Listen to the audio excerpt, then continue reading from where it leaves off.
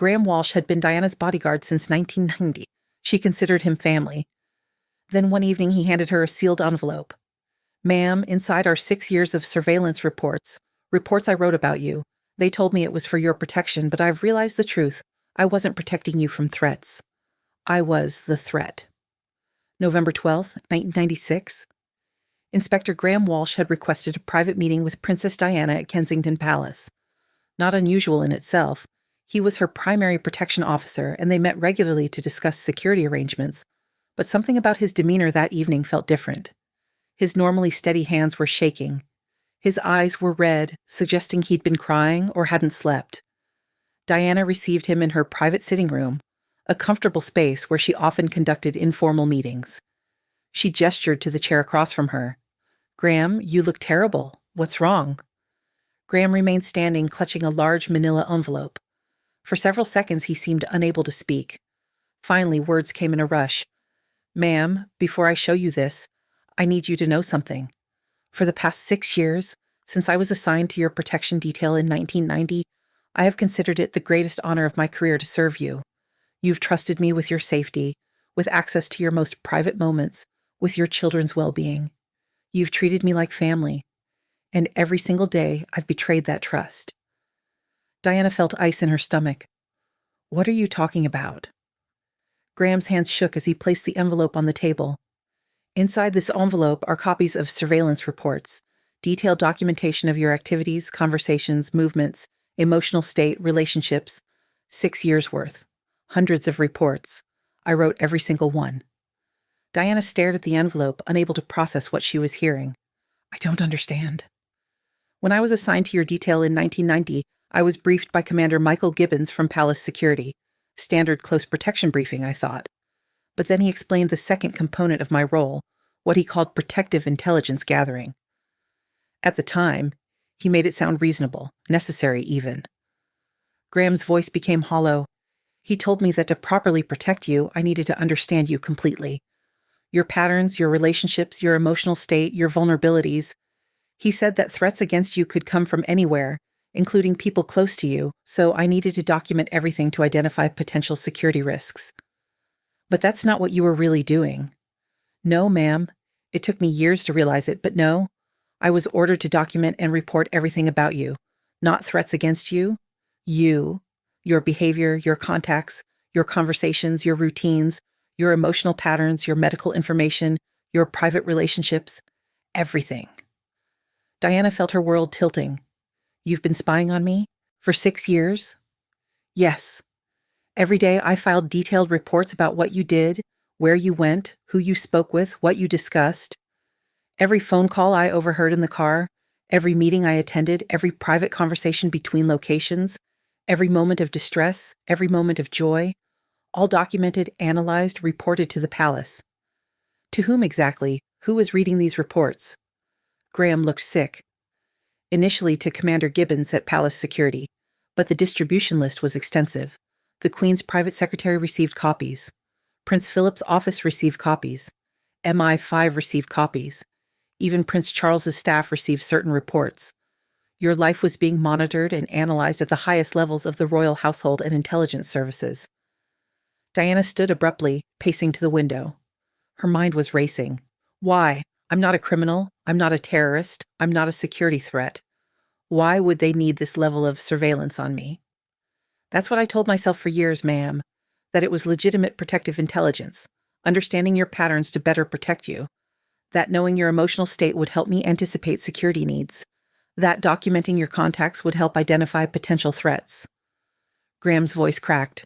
"But as time went on, especially after your separation from Charles, I realized that wasn't the real purpose. The reports weren't about keeping you safe.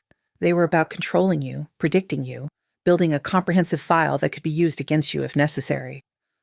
Diana turned to face him. "Controlling me how?" Graham opened the envelope and pulled out several reports. "May I read you some examples?" Diana nodded, feeling sick.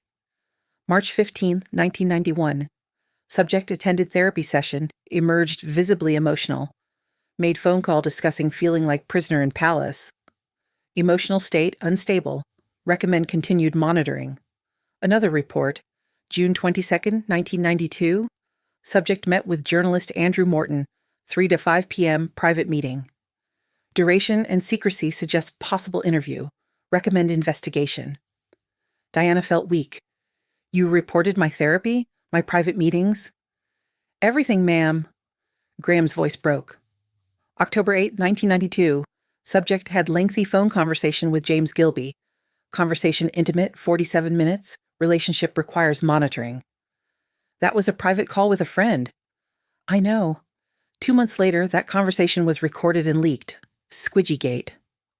My reports about your phone activity led to surveillance being placed on your lines. Graham continued. November 30th, 1993. Subject met with divorce solicitor. Subject determined upon arrival, distressed after. Recommend alerting Palace legal team. You reported my divorce solicitor meetings before I'd made any formal moves? Yes. Palace solicitors began preparing months before you filed. They knew because I reported it. More reports followed. Therapy sessions, emotional breakdowns, meetings, with journalists, private phone calls. Each one clinical, invasive, documenting Diana's most vulnerable moments. How detailed were these reports? Diana asked, her voice barely steady. Graham pulled out a particularly thick document. This is from 1 week in November 1995, the week of your Panorama interview. 47 pages documenting every meeting, every phone call I overheard, your emotional state throughout, your visitors, even the books you were reading and music you were listening to. They wanted maximum detail because they knew something significant was happening, but didn't know what. 47 pages about 1 week of my life? Yes, ma'am. And that was an intensive week. Most weekly reports were 10-15 pages.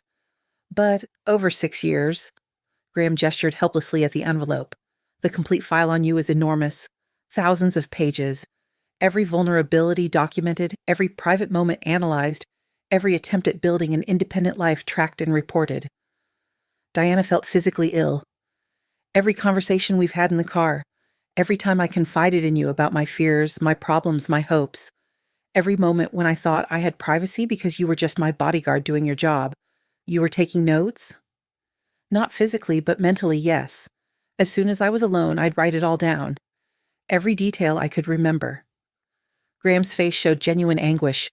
Every time you trusted me enough to share your concerns about the Queen's coldness, or Charles's cruelty, or your fears about losing access to William and Harry, or your hopes for building an independent life, or your struggles with bulimia, I documented it and sent it directly to the very people you were confiding about. I wasn't confiding in my bodyguard.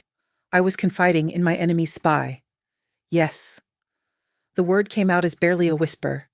That's exactly what you were doing. And I let you believe I was your ally, your protector, someone you could trust, when really I was the most dangerous person in your life because you didn't know to guard yourself around me. Diana stood and walked to the window, staring out at the palace gardens. Why are you telling me this now? Because last week I received new orders that I can't follow. Graham pulled out one more document.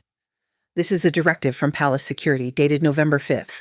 It orders me to begin documenting your medical appointments in greater detail, including attempting to obtain information about prescriptions, diagnoses, and treatment plans. It also requests that I cultivate informants among your staff, essentially recruiting your household employees to spy on you. They want you to recruit my staff? Yes. They want me to identify which of your people might be willing to provide information in exchange for considerations, job security, recommendations, financial incentives. They want to expand the surveillance network around you. Diana turned to face him. And this crossed a line for you? After 6 years of invading my privacy, this was too much? Yes, Graham said simply, because I realized that this isn't about protection or security anymore, if it ever was. This is about control. This is about building a case. They're documenting everything so that if you ever become too problematic, they have ammunition to discredit you, declare you unstable, potentially remove you from your children's lives. Diana felt cold. You think they're building a legal case to take William and Harry away from me?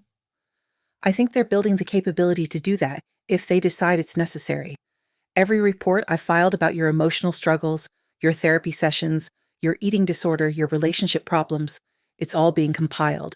If they ever need to make a case that you're an unfit mother, they have 6 years of detailed documentation to support it. Diana sat back down, the full weight of the surveillance settling over her. 6 years. Every day, every moment. I had no privacy. Even when I thought I was safe with you, I was being watched and documented. I'm so sorry, ma'am. Tears were streaming down Graham's face now. I told myself I was just following orders, that it was standard intelligence protocol, that you'd never know, that I was keeping you safe even while documenting your life. But it's all been a lie. I've been the threat to you, not your protection. Diana looked at the envelope. Does anyone else know you're telling me this? No. When they find out, my career's over. If you resign now, they'll know you told me. They'll make surveillance more covert. Diana thought. Stay in position. Continue filing reports. But now you're my counterintelligence operation. You'll write what I want them to believe. Graham understood slowly. Strategic reports? Feed them false intelligence? Exactly. We'll use their surveillance against them. Over following weeks, Graham provided complete files, over 800 reports covering 6 years. Diana read methodically, understanding how comprehensively monitored she'd been. She began feeding Graham strategic information. When planning major interviews, Graham reported she was withdrawing. When building charity relationships, he reported depression. Palace made decisions based on false intelligence, constantly surprised. In January 1997, Graham warned, "They're suspicious. My reports don't match reality." Good? The confusion works? Diana smiled. Give them something real to rebuild trust. Tell them I'm romantically involved, make up someone. Keep them chasing shadows. You've learned their game? I'm documenting everything, too. Multiple copies with solicitors, friends. If they use surveillance against me, I expose institutional spying, mutually assured destruction. 7 months later, on August 31st, 1997, Diana died in Paris. Graham Walsh was not on duty that night. Her security in Paris was provided by the Al Fayed team, outside the palace system. When he heard the news early that morning, his first thought was of the surveillance reports, everything he'd documented, everything he'd confessed to Diana, everything they'd strategically manipulated together. It all became evidence in a much larger question. Graham immediately secured his complete set of reports and delivered them to the solicitors Diana had designated. Within days, investigators discovered the envelope Graham had originally given Diana, containing sample surveillance reports spanning 6 years. The revelation that Princess Diana had been under systematic observation by her own protection officers shocked even those familiar with royal security protocols. The reports documented not threats against her, but her own behavior, emotions, relationships, and attempts at independence. They showed a pattern of institutional control masked as security protocol. More disturbingly, the reports raised questions about what the palace had known and when. If Diana's movements, communications, and plans had been monitored so comprehensively, why had she been allowed to travel to Paris with security arrangements the palace hadn't fully vetted? If her emotional state and relationships had been documented in such detail, why had no one intervened when she was clearly in distress? The surveillance reports also documented Graham's increasingly concerned observations in the months before Diana's death.